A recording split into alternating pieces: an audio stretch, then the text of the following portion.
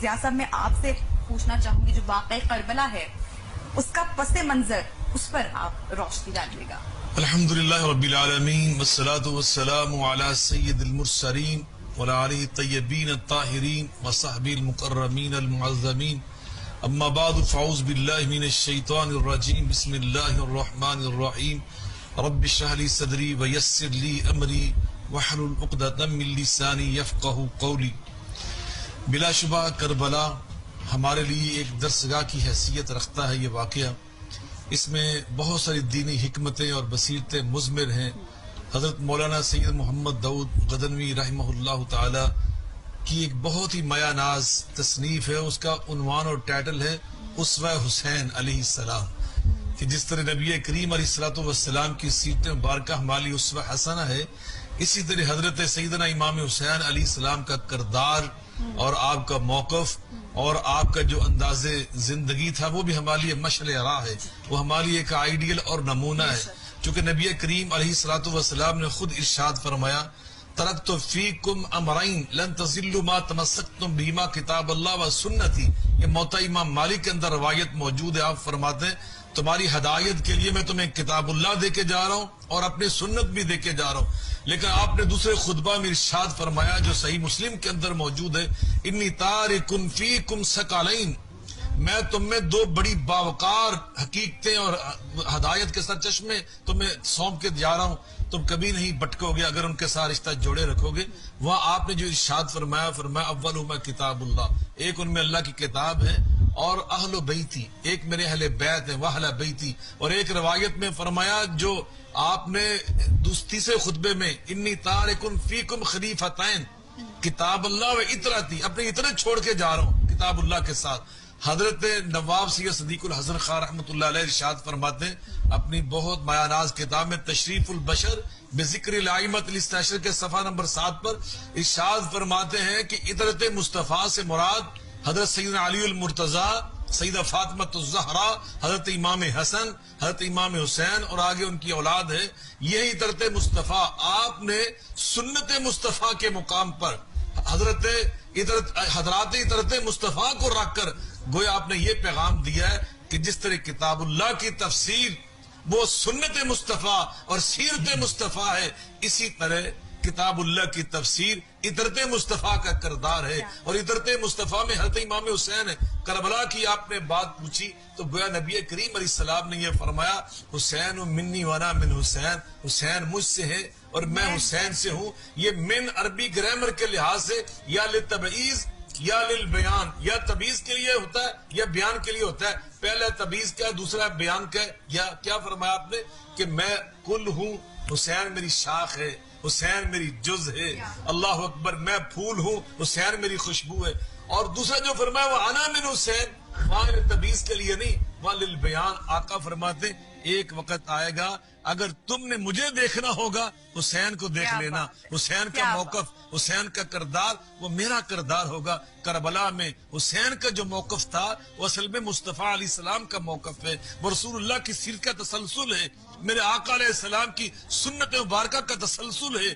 آپ جو وہاں پہ کھڑے نبی پاک صلی اللہ علیہ وسلم کی حدیث پاک آپ فرماتے ہیں سید الشہداء. یہ صحیح حدیث ہے. علامہ البانی رحمۃ اللہ علیہ نے اس کی صحت پر وہ دلالت کی. فرماتے ہیں کہ سید الشہداء رجل قام الى سلطان جائرین فامرہ ونہاہ فقتلہ. فرمایا وہ ہستی سید الشہداء ہوگی کہ جو ایک ظالم حکمران کے سامنے کھڑی ہو کر کلمہ حق بلند کرے گی اور اس پاداش میں انہیں شہید کر دیا جائے گا. حضرت امام حسین نے ایک جابر، ایک ظالم حکمران یزید کے سامنے کھڑے ہو کر کلمہ حق بلند کیا تھا. الامر بالمعروف کا فریضہ انجام دیا تھا.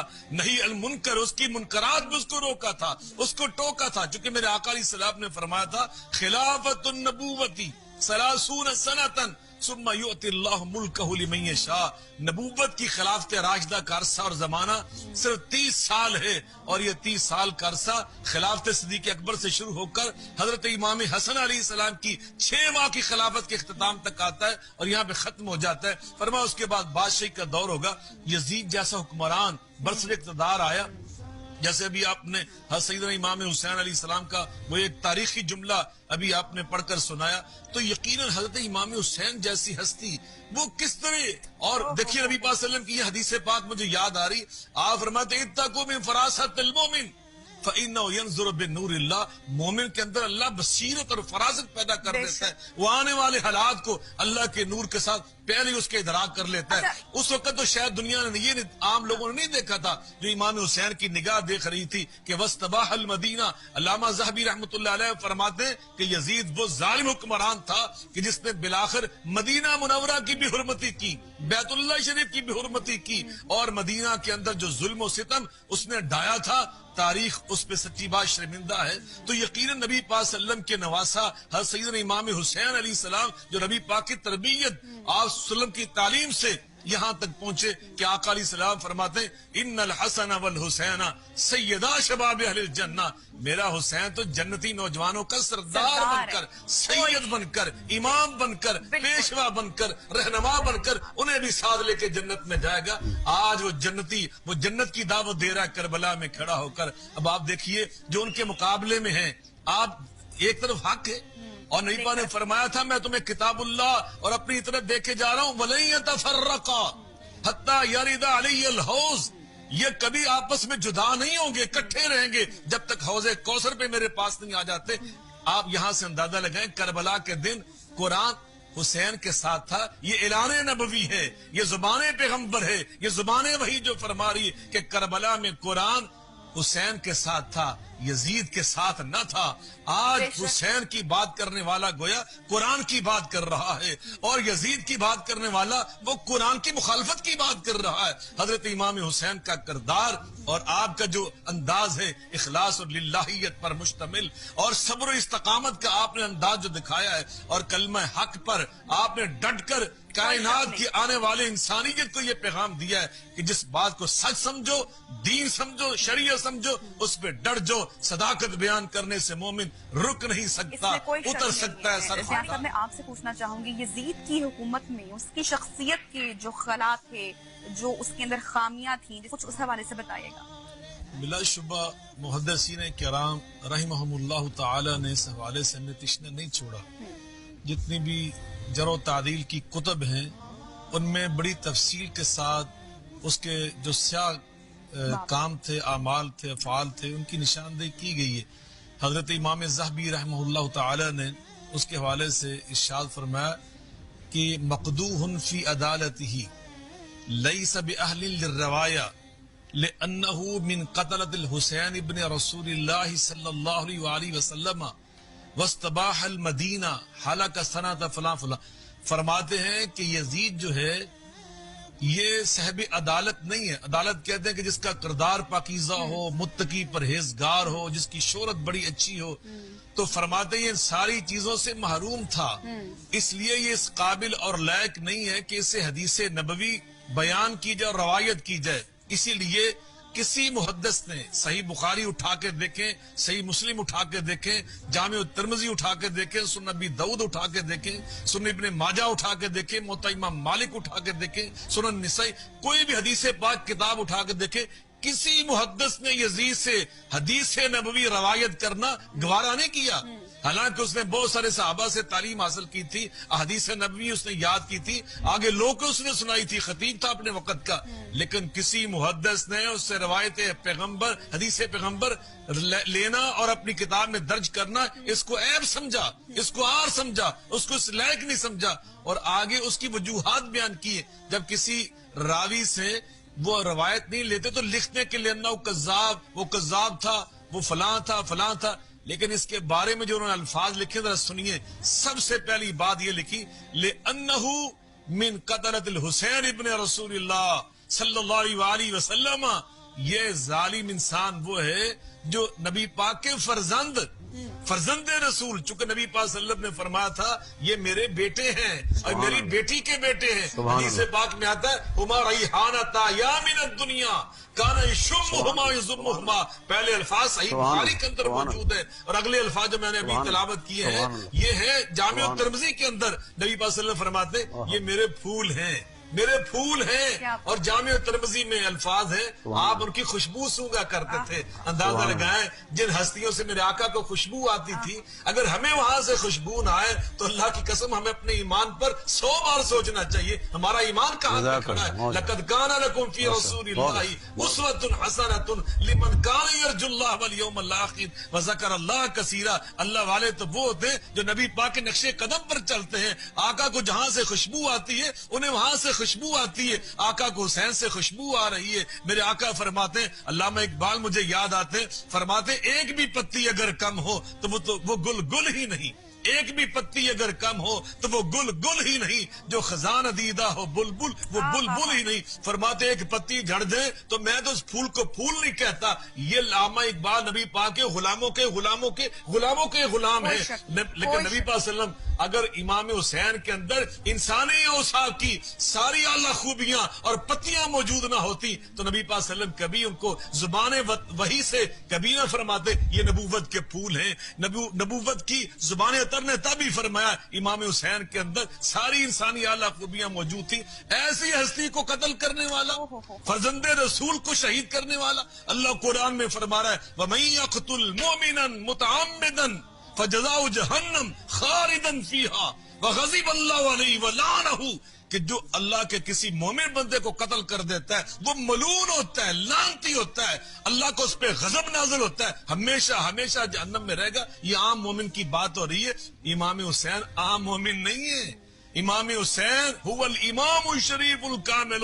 سیر اعلام النبلاء میں حضرت امام ذہبی رحمۃ اللہ علیہ لکھتے ہیں هو الامام الشریف الکامل. وہ وقت کے امام, وہ امام تھے.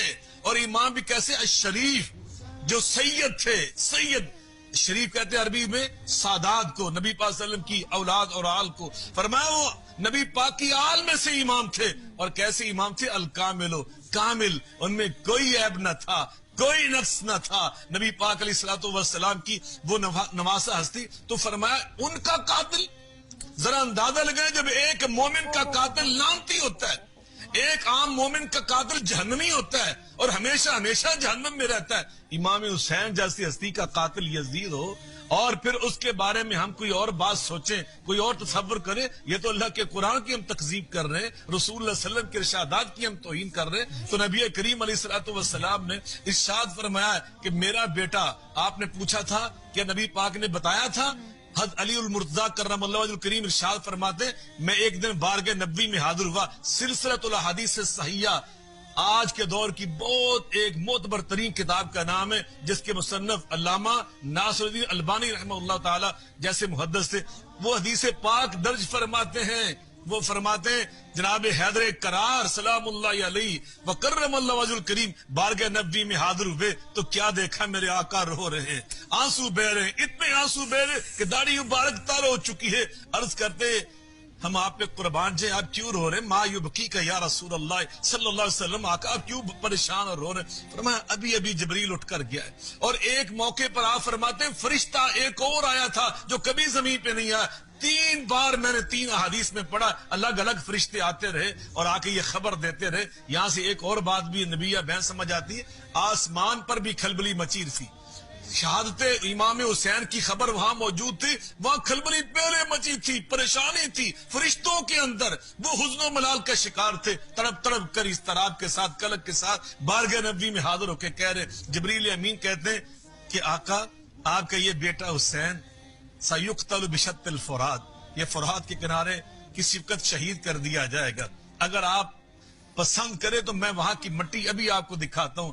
ومد یدہ, وہاں سے ہاتھ لمبا کیا, مٹی کی مٹھی بھر کر بارگاہ نبوی میں پیش کر دی. ام المؤمنین ام سلمہ رضی اللہ عنہا کے پاس نبی پاک نے محفوظ کر دی.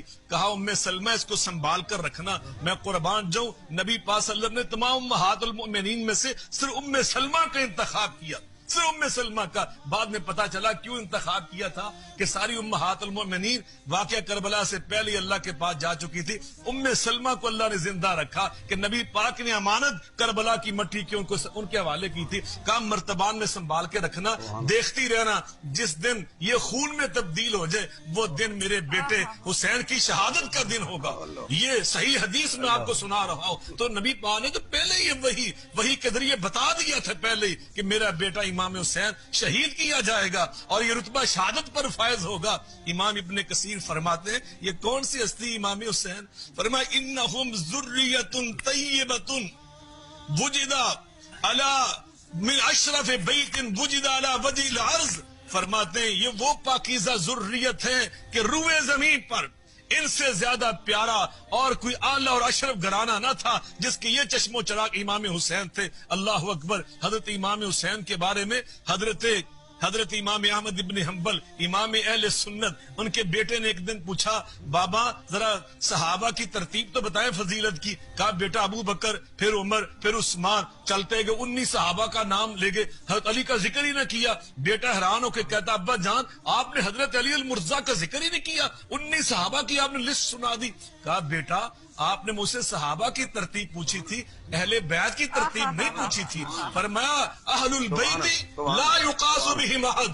اہل بیت وہ ہستیاں ہیں جن کا کسی سے موازنہ نہیں کیا جاتا, کسی کو ان پہ قیاس نہیں کیا جاتا. ذرا آپ اندازہ لگائیں قرآن پاک پڑھ کے دیکھو. اللہ صحابہ فی الکتاب ایک کتاب ہے میرے پاس, بہت ایک فاضل بزرگ گزرے ملتان کے سید, انہوں نے کتاب لکھی الاصحاب فی الکتاب, کتاب اللہ میں صحابہ کے جو فضائل ہیں جو آیات ہیں. میں نے وہ ساری آیات پڑھی. نبی یا بہن آپ اندازہ لگائیں, علامہ صاحب میرے پاس بیٹھے, پروفیسر صاحب میرے سامنے بیٹھے, میں ان سب کی موجودگی میں پوری ذمہ داری سے یہ کہنے لگا ساری آیات جو صحابہ کی شان بیان کرتی ہیں وہ ساتھ ساتھ اہل بیت اطہار کی شان بھی بیان کرتی ہیں. اس لیے کہ اہل بیت اطہار جہاں اہل بیت تھے ساتھ صحابہ بھی تھے, لیکن وہ آیات بینات جو صرف اہل بیت اطہار کی شان بیان کرتی ہیں ان میں صحابہ شامل نہیں ہیں, ان میں صرف اور صرف اہل بیت اطہار شامل ہے. گویا اللہ پاک نے اہل بیت اطہار کی شان ڈبل کر کے قرآن میں بیان کی. ایک بار صحابی کے طور پہ بیان کی, ایک بار اہل بیت اطہار کے طور پہ بیان کی. قرآن میں اللہ فرما رہے ان کے بارے میں انما یرید اللہ لیذھب عنکم الرجس اہل البیت ویطہرکم تطہیرا. میں نے تو حسین کا دل ایسے پاک اور صاف کیا کہ جیسے پاک اور صاف کرنے کا حق ہوتا ہے. فدا علی, صحیح مسلم کی حدیث ہے, فدا علی و فاطمہ والحسن والحسین وجللهم بکسائم وقال اللهم هؤلاء اہل بیتی. آقا علیہ السلام نے فوراً بلایا حضرت علی المرتضیٰ کو, سیدہ فاطمہ الزہرا کو, حسنین کریمین کو, نبوت کی چادر کندھوں سے اتاری ان کے سروں پہ ڈال کر فرمایا اللہ یہ میرے اہل بیت اطہار ہیں جن کے بارے میں آپ نے آیت مبارکہ نازل کی ہے. اللہ کے رسول نے واضح کر دیا. نبی اپنی مرضی سے کام نہیں کرتے تھے. آقا نے علی کو بلایا اپنی مرضی سے نہیں بلایا, فاطمہ کو بلایا تو اپنی مرضی سے نہیں بلایا, حسنین کریمین کو بلایا تو اپنی مرضی سے نہیں بلایا, نبوت کی چادر کندھوں سے اتار کے ان کے سروں پہ ڈالی, اپنی مرضی سے نہیں ڈالی. میں اللہ رب العزت کی قسم اٹھا کے کہتا ہوں قرآن سچ کہہ رہا ہے والنجم اذا ہوا ما ضل صاحبکم وما غوا وما ينطق عن الهوى ان هو الا وحی یوحى. میرے آقا تو تب بولتے تھے جب آسمان سے وحی نازل ہوتی تھی, یہ وحی ربانی نازل ہوئی.